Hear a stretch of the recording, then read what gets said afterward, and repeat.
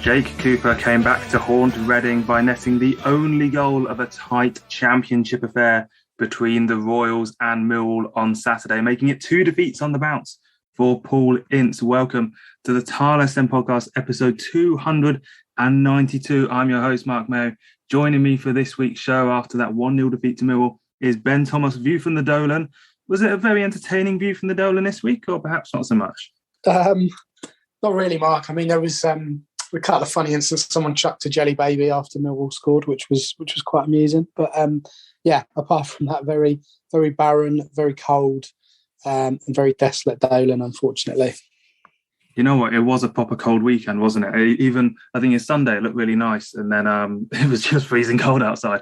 I went to Watford Arsenal, funnily enough, just as a little aside, and yeah, really nice looking day, really sunny, freezing cold, which is probably just about sums up how we're feeling as Reading fans at the moment, that kind of barren feeling that we're having to endure. But perhaps, maybe, this might not be the most pessimistic of podcasts. The beauty of recording on a Monday night as we're doing it now is that perhaps there are some green shoots of recovery sprouting up in our mind that maybe wouldn't have appeared if we'd have done an Arsenal Fan TV kind of Saturday night show immediately after the game. So we'll get into the recap then. We've just got the one game to talk about in a little bit. Bit of mailbag to go through as well, and some Newsbites with a new contract for a footballer handed out this week for an existing player.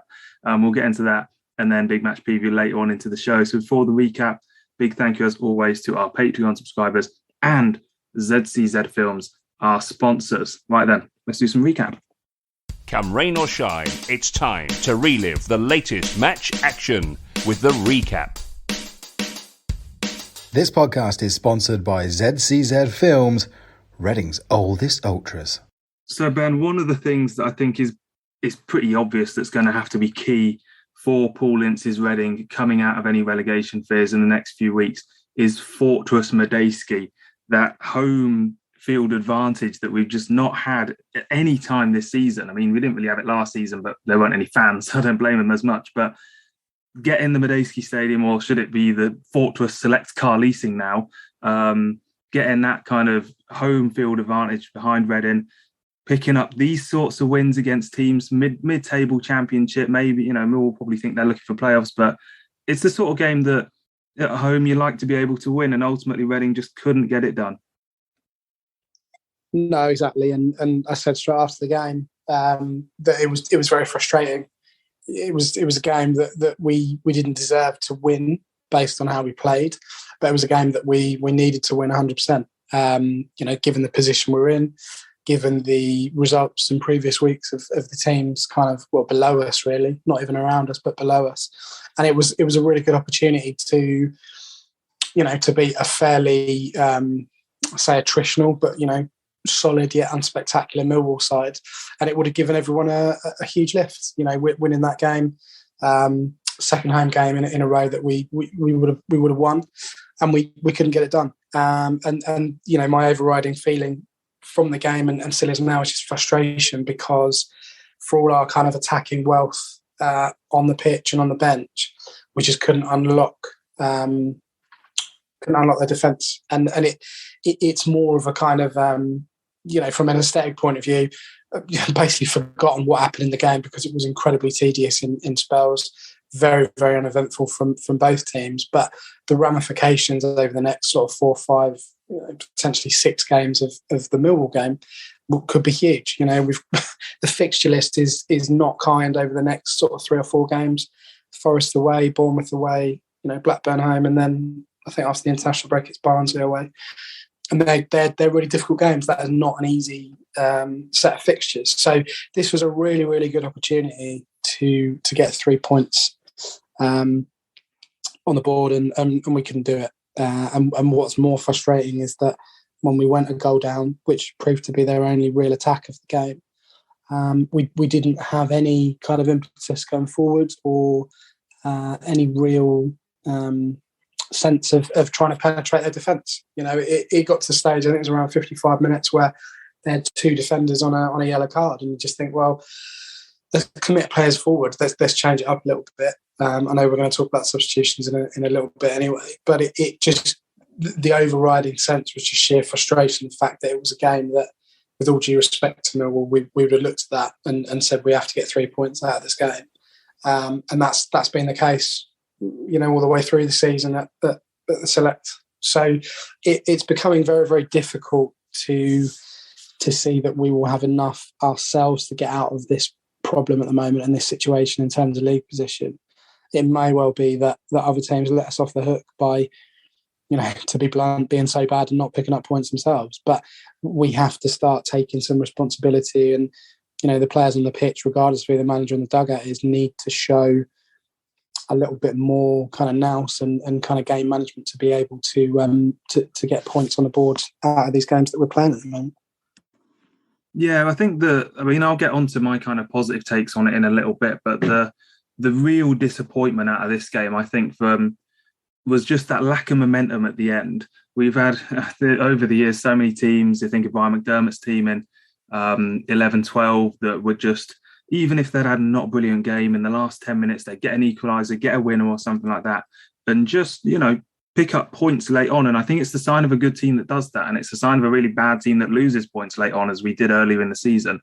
That's kind of stopped now because we don't really get in positions to lose them anymore. But the lack of momentum in getting that equaliser, was this maybe a fitness issue? Was it down to Paul Ince making subs after the 79th, 85th, and then the 92nd minute? That's not, if you want to change a game, particularly when you're 1-0 down at home, you think at least maybe 65, 70 minutes.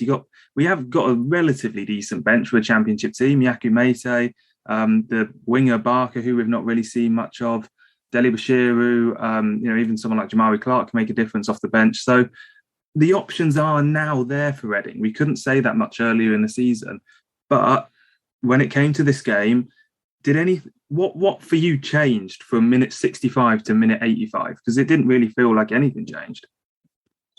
No, I mean, we were just going through the motions, really. I think you're right with the bench. There was so many opportunities there to kind of mix it up. And, obviously Ajaro's been out for a very, very long time, but when he came on and he had the ball for those fleeting moments, he did look quite sharp. He did look like he was up for it. Same with Mete, although, again, it's another issue there because he's kind of playing in a role that he's not familiar with. We all know that he is better on the wings, on the right wing. That's where he's had his most successful period for our club, but still persists on sticking him up front and kind of playing him as a striker, or certainly since Ince has come in, that's what his mindset's been with Mete. So it's very, very difficult to kind of to not criticise Paul Ince here.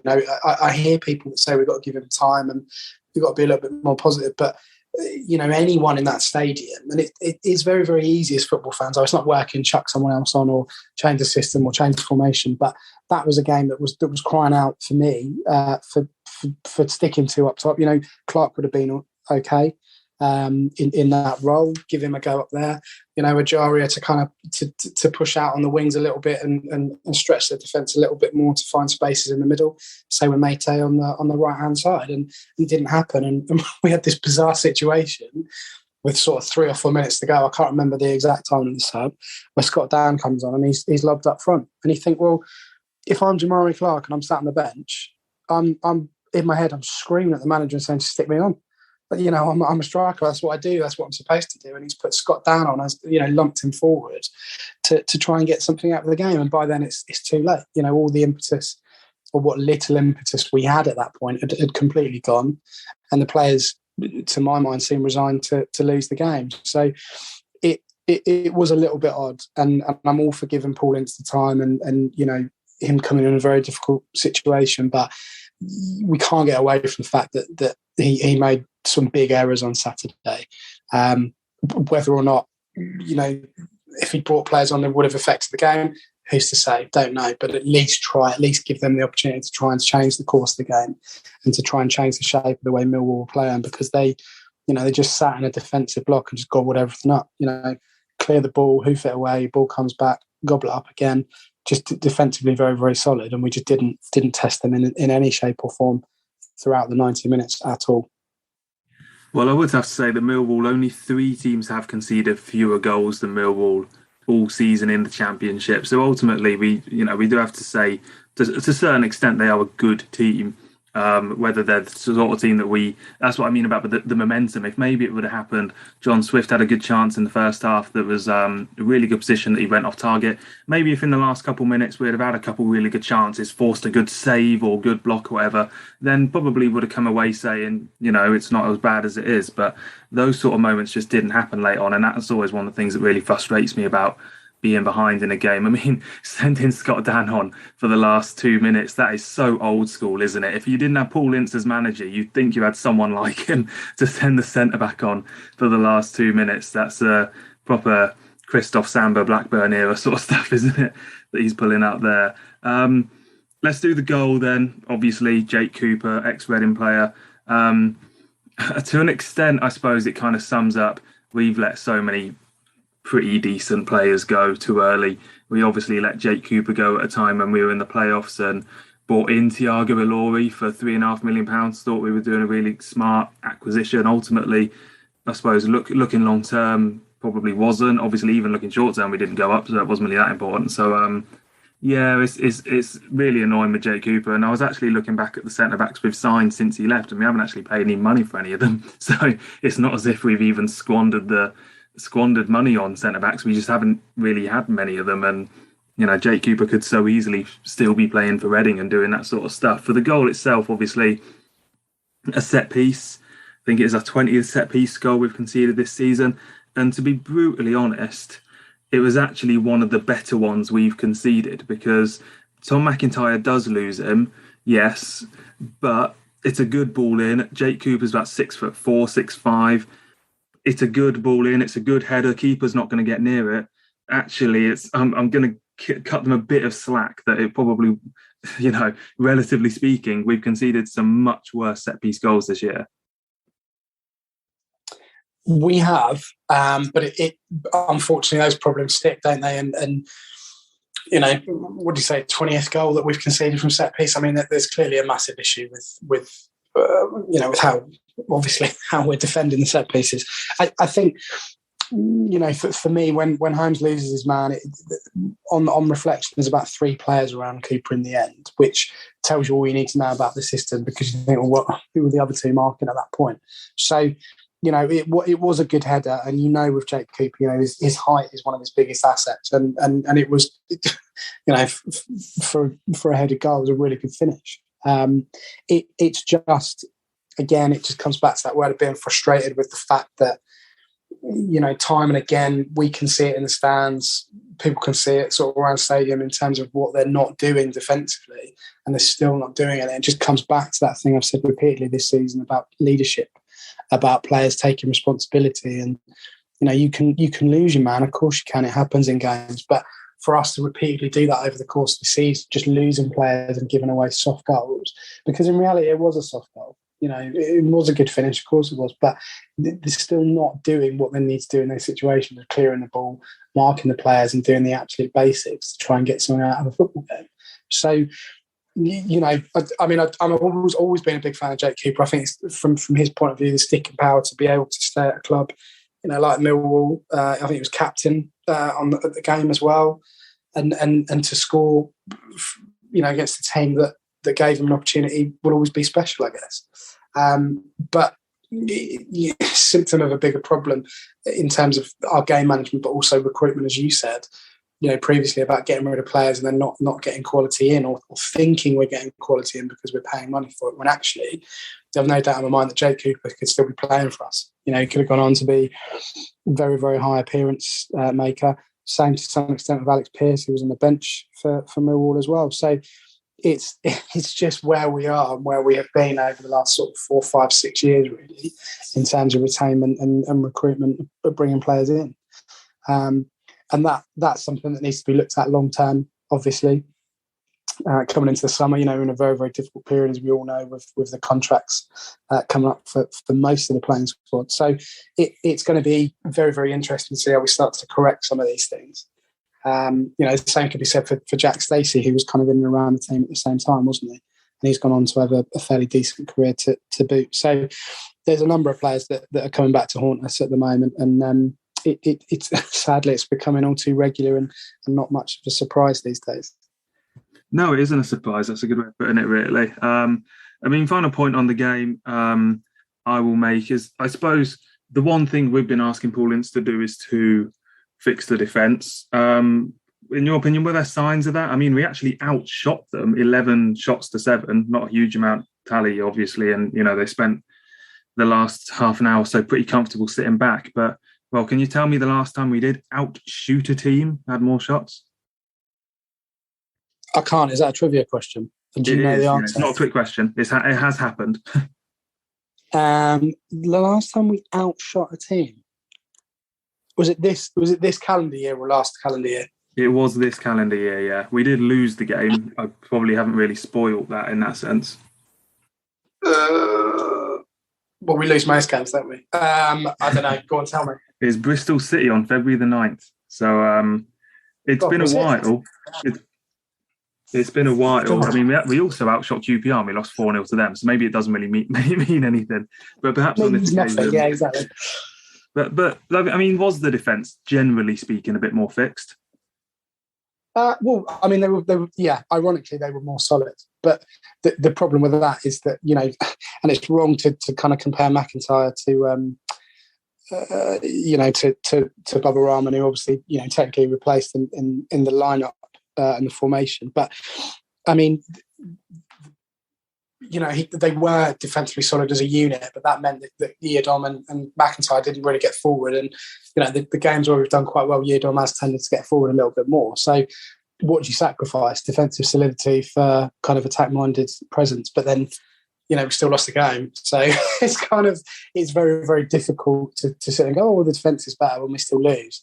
I suppose in previous games, it might have been one of those situations where we end up, conceding maybe 2 or 3 on top of that. We didn't really look like doing that, but was that because Millwall weren't brilliant, moving forward? Or was it because they came with a game plan to just kind of sit behind the ball and absorb the pressure? Don't know.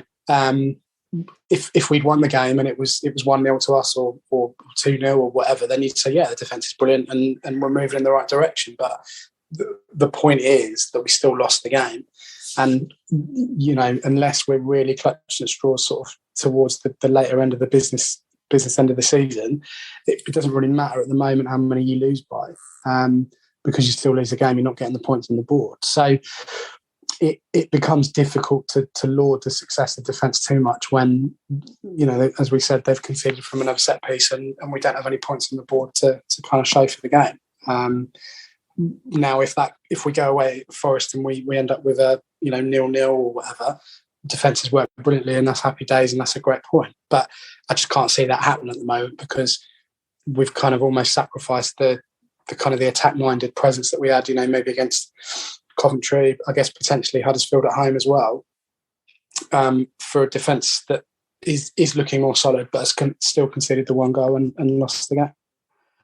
Yeah, I think Paul Ince said before the game that he didn't want another Huddersfield. I think I was right in reading that. And I mean, he didn't get it. So in that sense, I guess he's successful. But obviously, yeah, it is about whether these are baby steps or a dreadful sign of what's to come. It's the $1 million question, isn't it? Paul Ince didn't actually speak to the Reading FC media after the game. Michael Gilks did, the assistant interim first team coach. So we'll hear from Michael Gilks and then we'll go into the mailbag. We're at home, so we try and win all our home games as we try and win every game. I'm very disappointed with the result.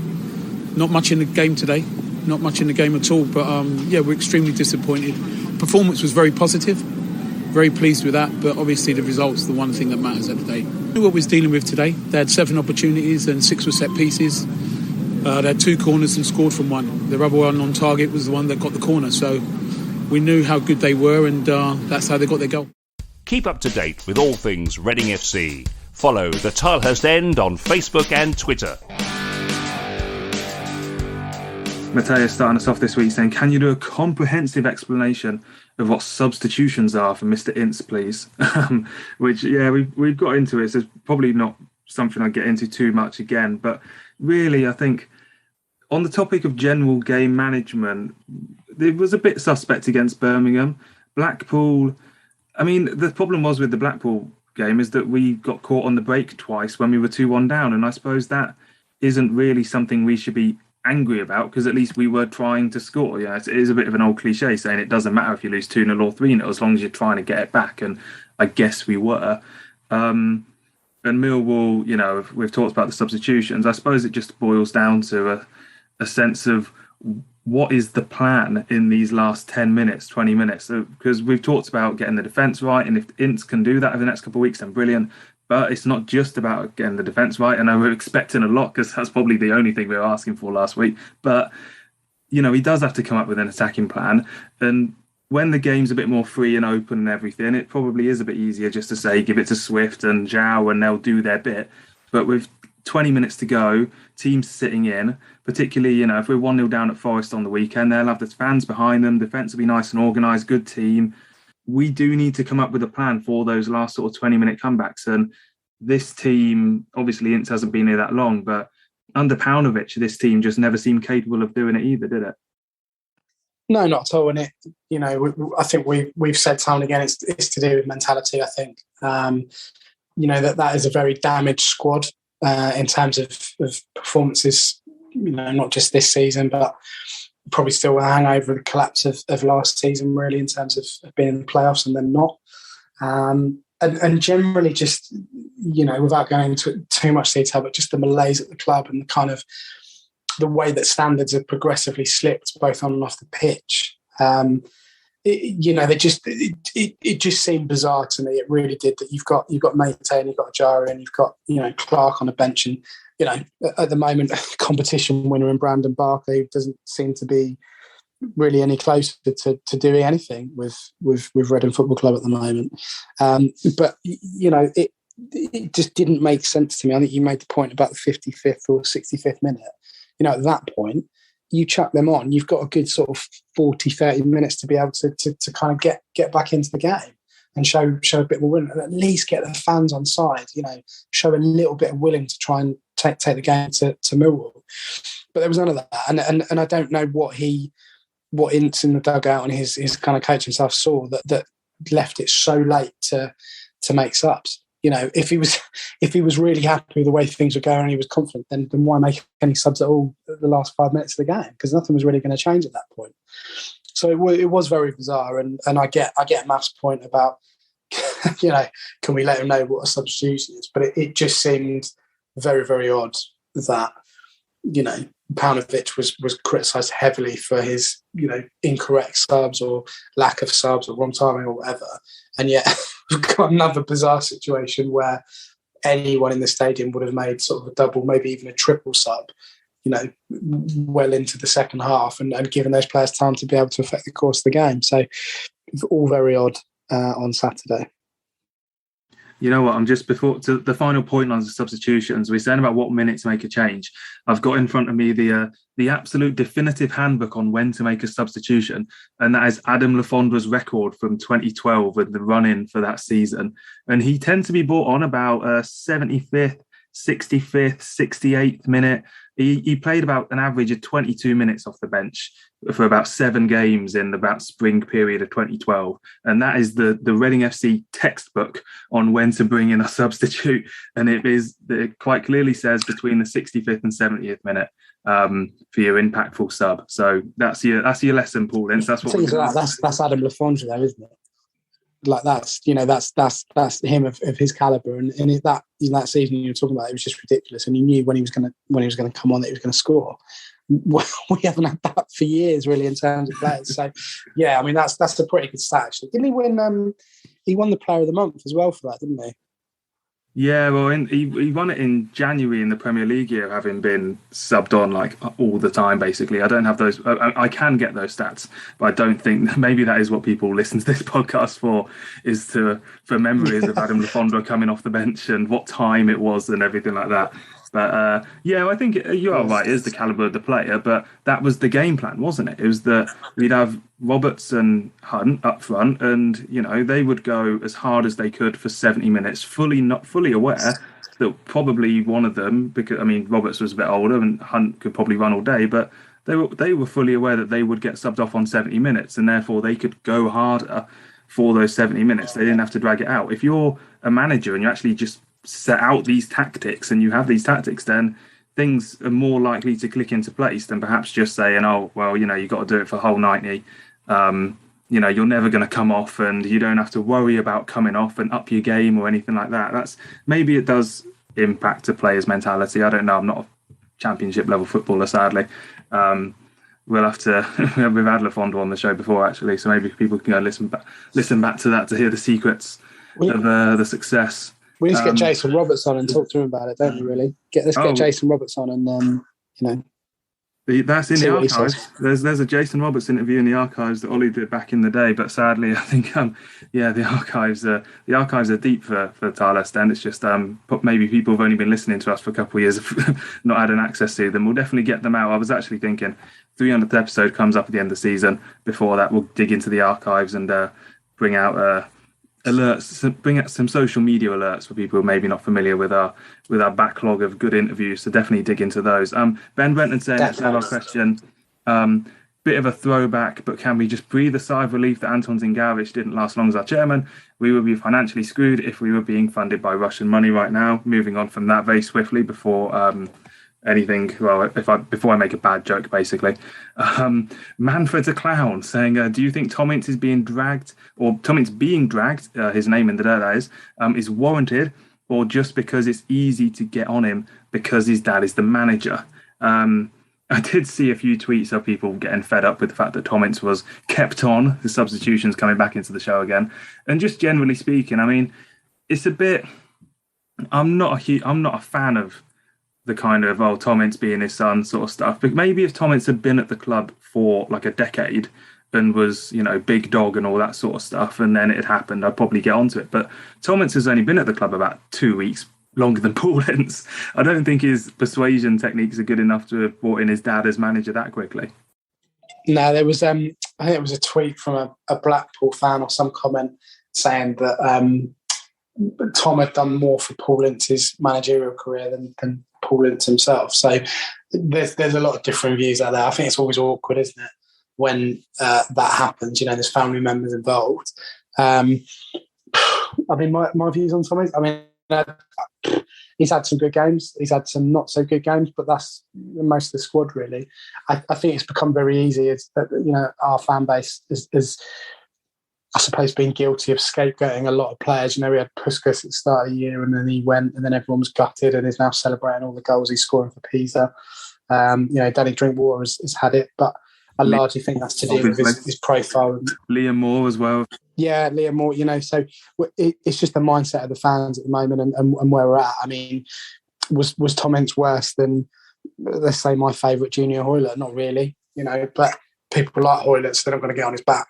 Tom Ince is the newbie, his dad's the manager. A lot of people aren't hugely pleased with Paul Ince being there, so it just goes around in cycles, really. Do I think he should have come off? Yeah, but then there was sort of 3 or 4 players that probably should have come off earlier, as we've said repeatedly in this pod. So it is tricky, and I think we just need to separate sometimes the kind of relationship that Tom has with his dad. I don't think that plays any part in it, really. I would like to think it doesn't play any part in it. Maybe that's me being naive, but yeah, it's probably more awkward for Tom than it is for anyone else at that club at the moment, having his dad there, I would imagine.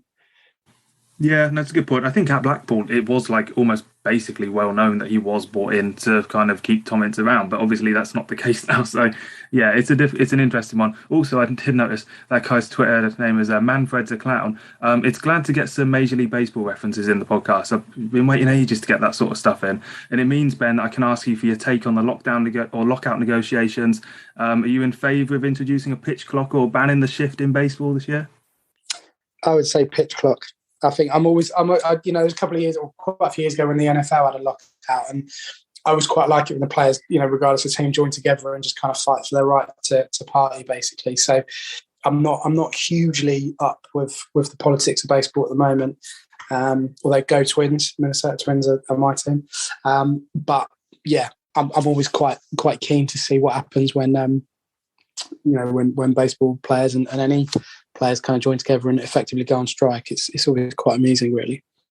Yeah, I'm afraid you're in Red Sox country here, though, pal. That's not gonna fly around here. But yeah, no, it's actually, you say you don't keep up with baseball politics. I kind of do follow baseball, and the politics of this lockout have been absolutely tedious, absolute terrible things to follow, and I can't stand it, and I can't wait for the sport to actually begin again. Thank God football doesn't go on these.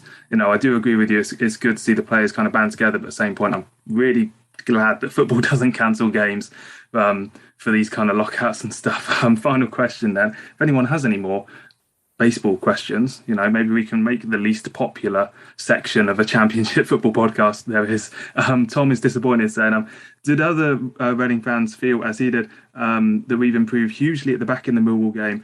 And is anyone else frustrated by the relentless negativity of some in our fan base and feel that Ince needs backing? Tom, he's called Tom is disappointed. I presume that's not Tom Ince on his secret Twitter account sending us in a message there. And the thing I would say is we've just spoken about our views on the kind of the Tom Ince stuff does kind of reflect on the fan base negativity, and it's totally understandable to be negative at the moment. Although I as I've tried to say a couple of times in the podcast, trying to get out a bit of green shoots of progress in this game is something I'm kind of keen to do. But the thing about Ince needing backing, I would say that the fundamental thing about that is that Paul Ince isn't going to read social media. Not that I'm condoning being harsh on him on social media, but he's not that sort of guy, I believe, or he shouldn't be. And that in the stadium, Reading fans, even at the Peterborough game, which was in the dog days, as it were, which I was at, was really good atmosphere among the fans for pretty much all the game. And at the Millwall game again, you've got a full club 1871, fully back in the team and everything. I think that is the thing that matters the most. And I think the fans are, generally speaking, doing a really good job of staying behind a team that, maybe other fan bases would have abandoned quite some time ago. Yeah, I mean, look, we've had nothing to cheer about, really.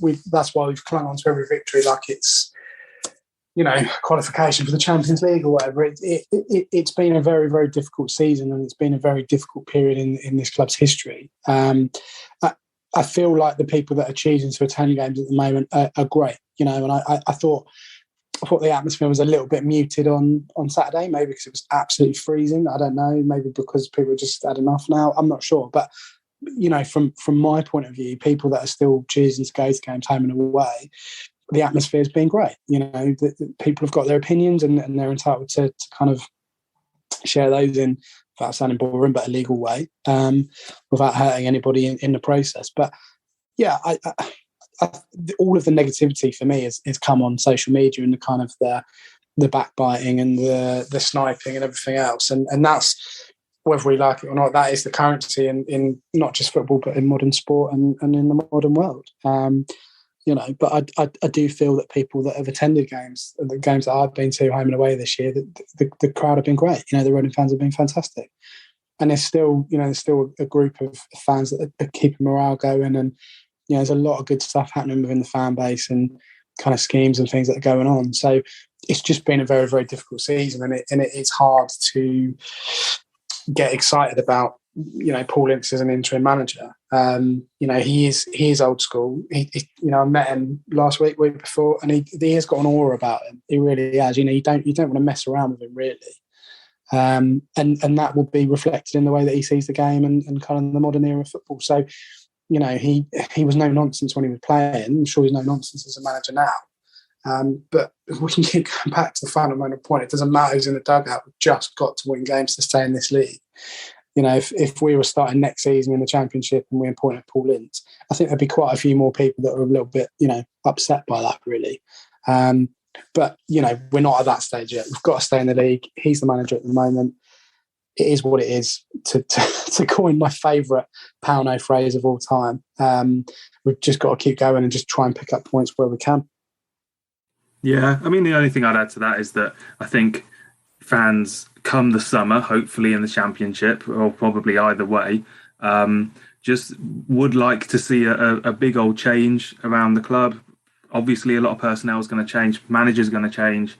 And something, a new manager, whether it's new director of football or whatever, comes in, new bunch of players and a plan and a very clear kind of identity and all that sort of stuff, and just something new to get behind, a fresh a clean slate is probably the cliched phrase that people always ask for at the end of a season. But genuinely this time, I do actually think it's important. So hopefully that's where we're at in a few months' time. Got a little bit to go before then. Some very important games, of course. Let's go into Newsbites now, talk about what's been going on around the club this week.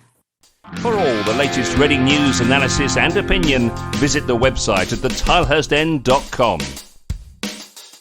Let's start with Reading FC women, beaten 4-0 at the leaders Arsenal in midweek. No shame in that. They had a big game against Tottenham on Sunday, which finished goalless. That means they stay sixth and still, pretty much within touching distance of, I think it's Tottenham a third at the moment, Man United up there as well. Really big teams, really. Maybe not as much historically in the women's game, but, well-funded teams that if Reading can stay in amongst and stay competitive with for the rest of the season, it will definitely be a successful season for the Reading women's team. They've got Manchester United actually at home on Saturday at 11:30. So I believe that game is on Sky for their next game. As I say, they're sixth in the table at the moment. Onto the under-23s, they lost 4-3 to Wolves in midweek. Jamari Clark with the double in that. Then on Sunday, they drew 0-0 with Birmingham. They've got Chesham United on Wednesday away in the Berks and Bucks Cup quarter-final. So that is, all purposes a senior game against a non-league team at Chesham United. I've no reason for you to believe that you can't go to it and be in the away end and everything like that. I think a couple of years ago or a few years ago now, we were at Maidenhead and had a couple of games and stuff like that. They're going to be pretty competitive because they're senior players in that. If they play a good team, they'll be right up for playing a Reading team. And yeah, it'll be a pretty decent game. Hopefully have a few Reading fans go down to that. Under-18s lost 6-0 to West Ham, sadly, on the weekend. They've got Fulham next up on Saturday. And, well, the big news out of the club this week is that we are actually able to give out contracts to players to play football for the club on a professional, full-time basis. That is exactly what we've done with Scott Dan this week. So we're getting another 12 months of Scott Dan. I suppose on the one side, Ben, this is just a good sign that Reading are able to hand out these sort of contracts. And secondly, Scott Dan, I think he's been probably the steadiest central defender at the club this season. That's not a ringing endorsement, I'm aware. But if he can, keep up his level for another year, I think he'll definitely be an asset. Yeah, for sure. I mean, he's one of those players that comes with a lot of experience. Never spectacular in his absolute prime, but very solid. You know what you're going to get with Scott Dan. Probably quite a good character to have around the team as well. But what it says to me really is that they're prioritising the kind of more experienced players because they know full well, or the board and whoever we're talking about with that should know that most of that team next year, regardless what league we're going to be in, is going to be very, very young. And having someone like Scott Dan around for another 12 months, whether or not he plays consistently and he can stay fit is another thing altogether. But the experience that he will hopefully give those young players off the pitch will hopefully be invaluable. And, I feel like they're going to be loading their contracts towards those experienced players because they know that there's going to be a huge turnover regardless in terms of a lot of those players leaving anyway. John Swift won't be staying. I'd be very surprised if any of the loanees come back again. There's a number of players really that are up for grabs. We've had rumours this week of Jal, bids of around 10 million or so, which I'm sure the EFL will let us spend at least 10 quid of that. So, it's going to become very, very difficult. And I think that the signing for me is more about what he's going to be able to give off the pitch than he is on the pitch. Now, I might be doing a disservice to him at this point in terms of his fitness levels and his kind of sticking power on the pitch, but I'm not disappointed with it. It's a realisation of where we are at as a club at the moment, and where we're probably going to be for the next 2 or 3 seasons, where we get out of this kind of embargo and balance the books. So yeah, all in all, happy with it. I mean, I'm not deliriously excited, but it's proof that we can do something, and we players are choosing to stay with us. I'm sure he could have got another deal somewhere else at a championship club or potentially drop down to League One. So fair play to him for kind of sticking around and and sign on for another 12 months. Yeah, I mean, I'm just looking at the stats now. 16 appearances he's had this season. Roughly 43% of the starting 11s has he been included in, so not quite half. And I think that probably owes to the fact that obviously he signed having not played for a while, so he did miss a few. He has had injury problems, but he's 35 and that's going to happen. And I think, as you say, it's not about signing Scott Dan to be the star centre-back next season. It's about signing Scott Dan to be a useful, first-team player / reserve, experience head in the dressing room. Maybe he's they've seen coaching potential and stuff like that in him. They're going to do a bit of a John O'Shea and maybe he'll move behind the scenes in a couple of years or something. It's all good stuff, I think, and that's if it works out, then great. And ultimately, if he isn't great next season, then he'll be there as a backup and move on, and that's it. Probably wouldn't cost us a lot of money. So yeah, I'm happy with the deal. Maybe a sign of what's to come, but I wouldn't get my hopes up too much. Let's go on to big match preview now and talk about the game against Nottingham Forest. Be loud and be proud and back the boys and make some noise. Come on, you R's! Shout out to this week's podcast sponsor, ZCZ Films, showing that age is no barrier to being a hula hoop. Ben, I don't know what you spent your Friday nights doing, but I spent my Friday night watching the first half of Nottingham Forest play Sheffield United this weekend, and they look quite good. Drew 1-1 in the end. They definitely should have been ahead in the first half that I watched. And Nottingham Forest are certainly, in the mix for thinking about being in the playoffs and everything this year. They're 9th at the moment, just 3 points off. So they'll see this game Saturday, 3 p.m. at the City Ground as an absolute must-win, beating a Reading team who aren't on much form at the moment. It's going to be difficult for us to get something. For sure. I mean, what, they're 9th in the table, 52 points, I think. So it's that 3 off the playoffs at the moment. So they're well in the pack. Haven't had, I think it was probably the worst start they've ever had to a league season, or one of the worst starts they've ever had under Chris Hughton. And, since they've got Steve Cooper in, they haven't looked back. I think they've still got about 3,000 players on their books, but they're utilising them a lot more now. And it was odd because, I always thought Steve Cooper was quite well liked in Swansea, but when he left in the summer, or they parted ways mutually, or whatever they called it, there seemed to be quite a lot of Swansea fans that were quite pleased. They weren't massively happy with his style of play, but a club like Forest, they just want to win games. They want to be back in the Premier League, and they've got, they put themselves into the into the mix to be able to do that this season, and full credit to them. They've had some good results.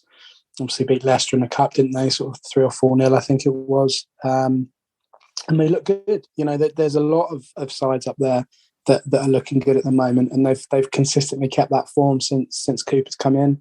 Got some good players in that team. They know how to play football and get results. So it's going to be, again, very, very difficult. And I don't, just sort of talked about being negative, but I don't see us getting anything out of the game. If we come away with nil, that's a pretty good result for me. If we get a draw out of it, brilliant. But I just can't see us, based on our current form and the way that we tend to play away from home, that we get anything out of the game, really. So you then think, well, okay, on to the next game, but that's Bournemouth away. So it's why it comes back to so important that we got the win on Saturday against Millwall, and we didn't do that. Had we got that, we'd probably be a little bit more confident as a fan base, and maybe even the players heading into this game on Saturday as well. But it hasn't happened, and I don't expect a positive result of any shape on Saturday at all, unfortunately. Well, in that case, I will be delighted to tell you that we've not lost in 6 meetings with Nottingham Forest. 4 of the last 5 games have been 1-1, one of which was 0-0 going into the 93rd minute and still finished 1-1. So, we've got a decent record against Forest, but it does feel like they are a bit of a better team this year. Obviously, we're a bit of a worse team this year as well. I do, sometimes you can kind of picture in your mind us coming away with a shock win or something. I think I had this when we went to Middlesbrough a few weeks ago. I just couldn't see it in my mind. Obviously, that sadly proved to be true. So let's talk predictions then. For the Millwall game, Handbags was the only man to predict a defeat. So that means Westies top on 24 points of our Prediction League standings. Ollie's 22, Adam on 21 points, Handbag's now on 18 points. I'm on 17, Sim 16, and Ben, you're on 14 points in last place. So I'm going to let you go first because quite often I am going first and you aren't happy about that. So what's your prediction for Forest? I mean, I don't think it matters now, does it? It's funny because I've done all right on the fantasy, actually, like the fantasy Premier League. I'm kind of near enough the top of the leagues I'm in, apart from obviously the overall one. But the predictions have just really messed me up this season. I honestly can't wait for the season to be over on a number of levels. I really can't. Predictions-wise for this game, I mean, going for a loss score-wise, I mean, I don't think it matters really, given my current league position. 3-1 Forest, what will we score? No, let's go for 3-0 Forest. I'm going 3-0 Forest. Well, you say it doesn't matter that wooden spoon. No one wants to end up with the wooden spoon, do they? And I'm only 3 points further ahead, and I let myself earlier on think there might be an outside shot of a risky run to the title. So I'm going to go 1-0 for this one because I know what you mean. The picture in us scoring at Forest is quite hard to do really, and they've conceded exactly the same number of goals as Millwall have this season, which they held us off pretty easily. They've not lost in 5. We have got that good run at the City Ground, but it's not enough, is it? Those sort of runs are there to be broken, I think. So really, it doesn't look good for us this weekend, but very happy to be proven wrong. Before we play, actually, Barnsley are in action twice. They've got Stoke at home on Tuesday, and then they're on the TV game against Fulham at 12:30. So we'll see what Barnsley can do, having been beaten by Derby. Peterborough also in action. They're away to Bournemouth on Tuesday. So a couple things to look at, really. But I mean, ultimately, if Peterborough or Barnsley catch us, then we've done so badly, we're just going to go down anyway. So it is a little bit immaterial because Derby will have caught us probably before either of those two teams. But there we go. We go into this game with a game up on Derby. We've got 11 games to go. We've got 5 points, albeit with a worse goal difference on Derby. It does. I occasionally have been telling myself, we want to kind of say that we're going to stay up. If we'd have not had the points deduction, maybe we'll be 5 points away from Hull or whatever. And therefore we could say that it was the points deduction that put us in this position, not our own team or something. But I mean, ultimately, when it just boils down to it, it's like you said earlier, the performances and saying we might make improvements here or there, it is just the results now. It is really just getting to that stage where we just need to pick up points, isn't it? Yeah, for sure. We can blame the points deduction, but it doesn't make any difference now. A couple of weeks ago, we reached that point where if we had those 6 points, we'd be in the same position anyway. And it's about taking responsibility. It's about taking responsibility off the pitch. It's about taking responsibility on the pitch. It's no one's fault but our own, really. And I'm glad that on the whole the fan base see that. I'm glad that on the whole the club haven't gone down the Barnsley route of blaming other teams for their predicament. So we just have to win games. And I think realistically the first sensible opportunity that we're going to have is going to be sort of early April when we go to Barnsley. The next one of fixtures, obviously Forest away, Bournemouth away and Blackburn at home. Very, very difficult games. And quite feasibly when it comes around to that early April game, we may well be in the bottom 3. We'll see. I just hope that the players sort of continue to recognise or start to recognise rather that, getting relegated is a real possibility. And it's disappointing because obviously after the Birmingham game, we're all looking a bit happier and teams around us were losing and we were kind of looking pretty. We had a bit of a cushion, but it just shows you in this league how quickly that cushion can go based on results and what you do on the pitch. So fingers crossed we can try and get something at least out of the next block of games. Well, as always, a pleasure for coming on there, mate. Thank you very much for being with us this week.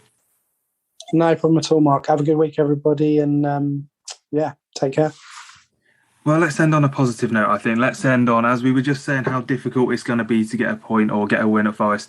Just think of how brilliant it will taste when Paul Ince walks up to that away end after 90 minutes at the City Ground, getting a hero's welcome from those hardy souls that have travelled up to the East Midlands on Saturday. We've got a full week of training ahead of ourselves did make some improvements for the Millwall game, perhaps. So let's see if we can make some more for the Forest game and get a statement of intent victory behind us. Let's end on that positive message. And as always, thank you for listening to Tilehurst Podcast. We'll be back next week after that Forest game. I'm probably not going to be with you for a couple of weeks because I'm away. So hopefully we'll be back, as I say, after that Forest game.